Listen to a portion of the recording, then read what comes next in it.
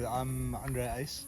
I'm a wildlife veterinarian by trade actually, but I've been in conservation area management for the last 15 odd years.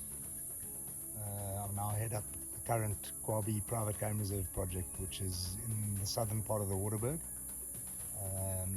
in Limpopo province.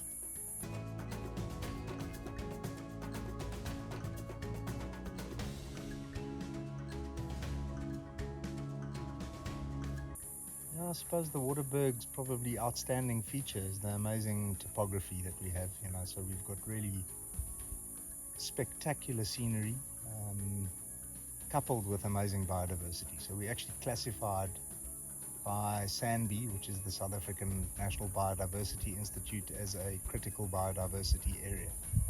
And that's because of both of its, its fauna and its flora. Extremely diverse. We have altitudinal ecotones as well, so you've got the sort of traditional savanna bushveld all the way up to Afromontane fynbos in the top of the mountains with proteas. It's remarkable. Yeah.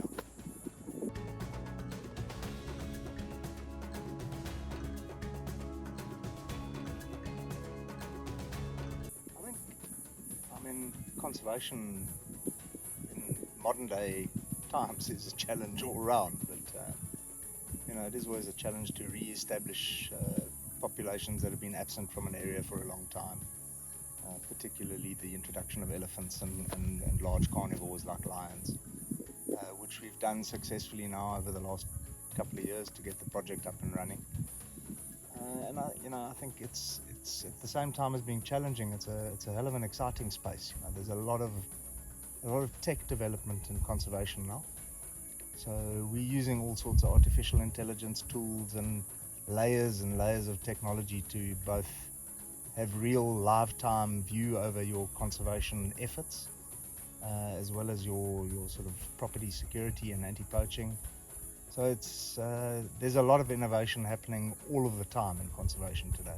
Really nice space to be in, and I think we sort of pride ourselves as a front runner in that space, where we offer opportunities for tech companies to test development and that sort of thing here. So really a nice time.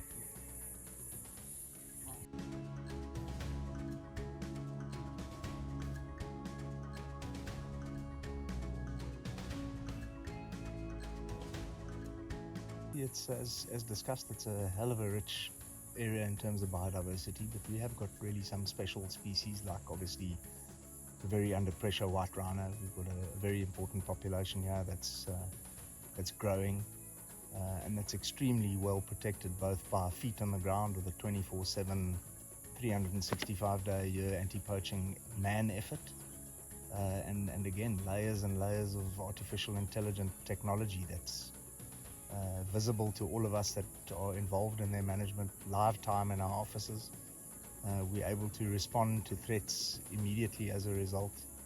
So there's an enormous effort that goes into protecting the rhino. I think second to that, we've also teamed up with the Mabula Hornbill project, and are, in what seems to be a relatively successful introduction of ground hornbills, which is really an exciting space to be in, because that's a species that has, it's under pressure because of habitat loss all over its range. So really nice and exciting to be involved in reintroducing them into the Waterberg.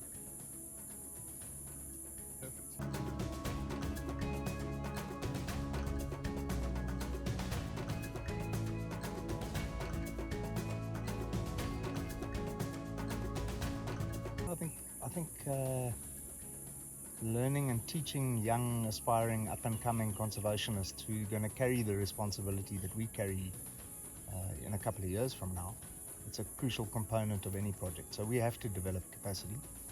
So we are a preferred site for several tertiary institutions where students get the opportunity to come and complete their practical year of their training in conservation science.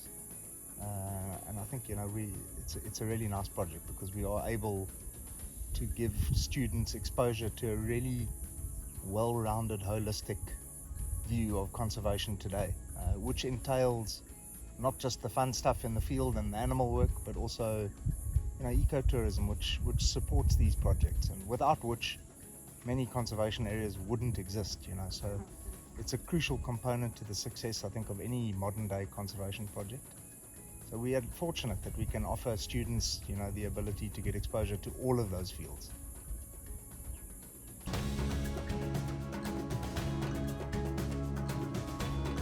The Waterberg region is a really important region. We are the stronghold of rhino in South Africa now. We also have the lowest crime statistics of the country, which is a real achievement, and it hasn't come by luck. It's come by a lot of effort with a lot of role players all teaming up together and making this place safe and well protected. So my vision is, and size does count, bigger is better, particularly for animals and conservation, because the larger an area is, the less intensive the management and the more naturally functional the ecosystem is. So my long-term vision is that 5-10 years, hopefully even shorter than that, when you arrive at the southern point of the Waterberg, there's no more fences between here and the northern part, and you have an enormous wildlife area and ecosystems that are functioning on their own. So that's part of the vision. I think the second part of my vision is that I hope in the next couple of years to help get the message out and get people to recognize that there aren't spaces like this left.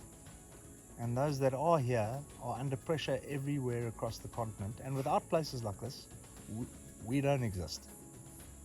So it would be really nice to see conservation being successful at encouraging global corporates to start committing some of their social responsibility funding to conservation, and particularly to projects where it's actually being implemented, like here.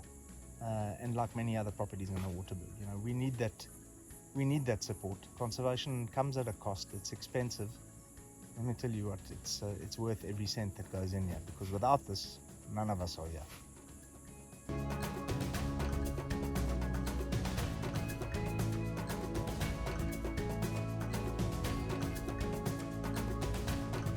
Well, it contributes enormously, and we like to be able to show guests where their money's going.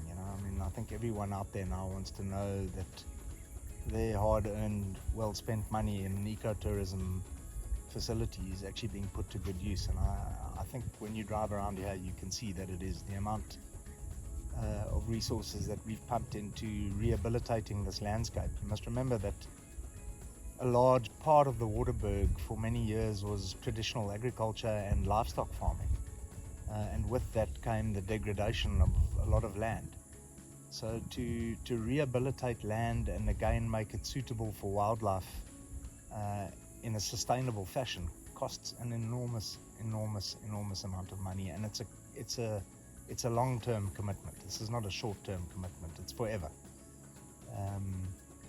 So it's without ecotourism and without the revenue that flows from ecotourism to conservation, neither exists. So, they dovetail beautifully, and as obviously as long as it's responsibly managed and that you don't impact the property too much, and that ecotourism, I think one has to recognize that it's there to support conservation, and it really does.